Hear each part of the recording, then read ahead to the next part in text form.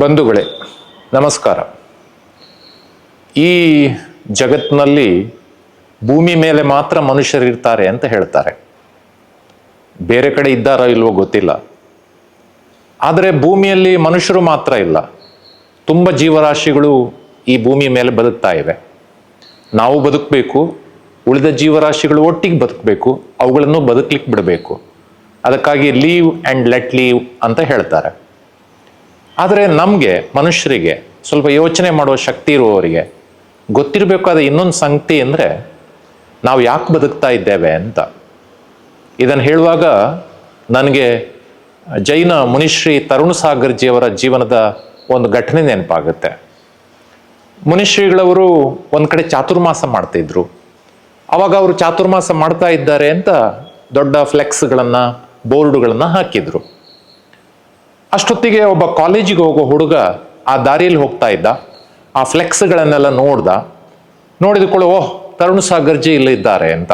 ಯಾಕೆಂದರೆ ಅದು ಹೊತ್ತಿಗಾಗಲೇ ಪತ್ರಿಕೆಗಳಲ್ಲಿ ಅನೇಕ ಲೇಖನಗಳು ಮತ್ತು ಅವರ ಭಾಷಣಗಳಿಂದ ತುಂಬ ಪ್ರಸಿದ್ಧರಾಗಿದ್ದರು ಅವರು. ಹಾಗಾಗಿ ಅವರನ್ನೊಂದು ಸಲ ನೋಡಬೇಕು, ಅವರಿಗೊಂದು ನಮಸ್ಕಾರ ಮಾಡಬೇಕು ಅಂತ ಯೋಚನೆ ಮಾಡಿ ಹುಡುಗ ಒಳಗೆ ಹೋಗಿಬಿಟ್ಟ. ಹೋದರೆ ಗುರುಗಳು ಕೂತಿದ್ರು. ಹೋಗಿದ್ದೆ ನಮಸ್ಕಾರ ಮಾಡಿದ. ತರುಣ್ ಸಾಗರ್ಜಿ ಅವರು ಹೇಗೆ ಅಂದರೆ ಯಾರ ಹತ್ರ ಆದರೂ ಮಾತನಾಡಬೇಕು ಅಂತ ಅನಿಸಿದ್ರೆ ಮಾತನಾಡ್ತಿದ್ರು, ಇಲ್ಲದ್ರೆ ಏನು ಮಾತನಾಡ್ತಾ ಇರಲಿಲ್ಲ. ಹಾಗೆ ಆ ಹುಡುಗನ ಜೊತೆಯಲ್ಲಿ ಮಾತಾಡಬೇಕು ಅಂತ ಅನ್ನಿಸ್ತು ಅವರಿಗೆ. ಹಾಗೆ ಅವ್ರು ಕೇಳಿದರು, ಏನಪ್ಪ ಏನು ಮಾಡ್ತಾ ಇದ್ದೀಯಾ ಅಂತ ಕೇಳಿದರು. ತಕ್ಷಣ ಹುಡುಗನಿಗೆ ಖುಷಿ ಆಯಿತು. ಅವನ ಕೈಯಲ್ಲಿ ಕಾಲೇಜಿಗೆ ಹೋಗೋ ಹಿಡ್ಕೊಳ್ತಕ್ಕಂಥ ಒಂದು ಪುಸ್ತಕ ಇತ್ತು. ಆ ಪುಸ್ತಕ ತೋರಿಸಿ ಹೇಳ್ತಾನೆ, ಸ್ವಾಮಿ ನಾನು ಕಾಲೇಜಿಗೆ ಹೋಗ್ತೇನೆ ಅಂದರು. ಮುಂದೆ ತರುಣ್ ಸಾಗರ್ಜಿಯವರು ಎಲ್ಲ ಪ್ರಶ್ನೆಗಳ ನಂತರ ಪ್ರಶ್ನೆಗಳ ಯಾಕೆ ಯಾಕೆ ಯಾಕೆ ಅಂತ ಕೇಳ್ತಾ ಹೋದರು. ಅವ್ರು ಕೇಳಿದ್ರು, ನೀನು ಕಾಲೇಜಿಗೆ ಯಾಕೆ ಹೋಗ್ತೀಯಪ್ಪ ಅಂತ ಕೇಳಿದ್ರು. ಆಗ ಪುನಃ ಪುಸ್ತಕ ಎತ್ತಿ ಹಿಡ್ದು ಹೇಳ್ತಾನೆ, ಸ್ವಾಮಿ ಓದಲಿಕ್ಕೆ ಕಲೀಲಿಕ್ಕೆ ಅಂದ. ನೀನು ಯಾಕೆ ಓದ್ತೀಯಾ ಯಾಕೆ ಕಲಿತೀಯಾ ಅಂದರು. ಸ್ವಾಮಿ ಒಳ್ಳೆ ಮಾರ್ಕ್ಸ್ ಬರಬೇಕಲ್ಲ ಅಂದ. ಪುನಃ ಕೇಳಿದ್ರು ತರುಣ್ ಸಾಗರ್ಜಿ, ನಿನಗೆ ಮಾರ್ಕ್ಸ್ ಯಾಕೆ ಬೇಕು ಅಂದರು. ಮಾರ್ಕ್ಸಿಗೆ ಒಳ್ಳೆ ಸರ್ಟಿಫಿಕೇಟ್ ಸಿಗ್ಬೇಕಲ್ಲ ಸ್ವಾಮಿ, ಮಾರ್ಕ್ಸ್ ಕಾರ್ಡ್ ಸಿಗ್ಬೇಕಲ್ಲ ಅದಕ್ಕೆ ಅಂದ.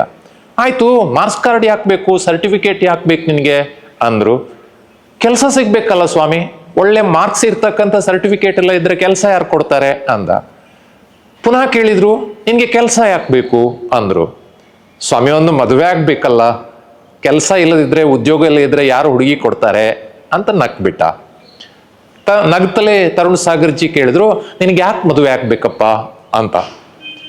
ಅವಾಗ ಹೇಳಿದ, ನಾನು ಸಂಸಾರ ಮಾಡ್ಬೇಕಲ್ಲ ಸ್ವಾಮಿ ಅಂದ.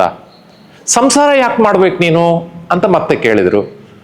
ಸಂಸಾರ ಯಾಕೆ ಮಾಡಬೇಕು ಅಂದ್ರೆ ನಾನು ಬದುಕಬೇಕಲ್ಲ ಸ್ವಾಮಿ ಅಂದ. ಆಗ ತರುಣ್ ಸಾಗರ್ಜಿ ಕೊನೆಯ ಪ್ರಶ್ನೆ ಕೇಳಿಬಿಟ್ರು, ನೀನು ಯಾಕೆ ಬದುಕಬೇಕು ಅಂತ. ಈಗ ಹುಡುಗ ಸುಮ್ಮನಾಗ್ಬಿಟ್ಟ. ಯಾಕೆ ಅಂದ್ರೆ ಆ ಪ್ರಶ್ನೆಗೆ ಉತ್ತರ ಅವನ ಹತ್ರ ಇರಲಿಲ್ಲ, ತಯಾರಿ. ಒಂದು ರೀತಿಯಲ್ಲಿ ಯೋಚನೆ ಮಾಡಿದರೆ ನನಗೆ ನಿಮಗೆ ಈ ಪ್ರಶ್ನೆ ಕೇಳಿದ್ದಿದ್ರೆ ನಾವೇನು ಉತ್ತರ ಕೊಡ್ತಿದ್ದು ಯೋಚನೆ ಮಾಡಿ. ನೀವು ಯಾಕೆ ಬದುಕಬೇಕು ಅಂತ ಕೇಳಿದ್ರೆ ಏನು ಉತ್ತರ ಕೊಡೋದು? ಆದರೆ ಜಾಣ ಹುಡುಗ ಅವನು ಆಚೆ ನೋಡಿ ಈಚೆ ನೋಡಿ ಹೇಳಿದ, ಸ್ವಾಮಿ ಎಲ್ಲರೂ ಬದುಕ್ತಾ ಇದ್ದಾರಲ್ಲ ಅದಕ್ಕೆ ನಾನು ಬದುಕಬೇಕು ಅಂದ. ಆದರೆ ನಮ್ಮ ಉತ್ತರನೂ ಇದೇನಾ? ಎಲ್ಲರೂ ಬದುಕ್ತಾ ಇದ್ದಾರೆ ಅಂತ ನಾವು ಬದುಕ್ತಾ ಇದ್ದೇವೋ, ಅಥವಾ ನಮ್ಮ ಬದುಕಿಗೆ ಒಂದು ಉದ್ದೇಶ ಒಂದು ಗುರಿ ಇದೆಯಾ? ಇದನ್ನು ನಾವು ಯೋಚನೆ ಮಾಡಬೇಕು. ಯಾಕೆ ಅಂದರೆ ನಾವು ಎದ್ದು ಹೊರಟು ಅಂದರೆ ಎಲ್ಲಿಗೆ ಹೋಗ್ತಾ ಇದ್ದೇವೆ, ಯಾಕೆ ಹೋಗ್ತಾ ಇದ್ದೇವೆ ಎನ್ನುವುದು ಸ್ಪಷ್ಟ ಇದ್ದರೆ ಮಾತ್ರ ಆ ಗುರಿಯನ್ನು ಮುಟ್ತೇವೆ, ಆ ಕೆಲಸವನ್ನು ಮಾಡ್ತೇವೆ. ಯಾಕೆ ಹೋಗಬೇಕು ಎಲ್ಲಿಗೆ ಹೋಗಬೇಕು ಅಂತ ಗೊತ್ತಿಲ್ಲದಿದ್ದರೆ ಬದುಕಿಗೆ ದಿಕ್ಕು ದೆಸೆ ಇರೋದಿಲ್ಲ, ನಮ್ಮ ಬದುಕು ಒಳ್ಳೆಯ ಬದುಕು ಆಗೋದಕ್ಕೆ ಸಾಧ್ಯವೇ ಇಲ್ಲ. ಹಾಗಾಗಿ ಮೊದಲನೇದಾಗಿ ಬಹಳ ಮುಖ್ಯವಾಗಿ ನಾನು ಯಾಕೆ ಬದುಕ್ತಾ ಇದ್ದೇನೆ, ನಾನು ಬದುಕಿನ ಮೂಲಕ ಸಾಧಿಸಬೇಕಾದದ್ದು ಏನು ಎನ್ನುವುದು ನಮ್ಗೆ ಚೆನ್ನಾಗಿ ಗೊತ್ತಿರಬೇಕು ಅನ್ನೋದು ಈ ಘಟನೆಯಿಂದ ನಾವು ತಿಳಿಬೇಕಾಗಿರ್ತಕ್ಕಂಥ ಸಂಗತಿ. ನಮಸ್ಕಾರ.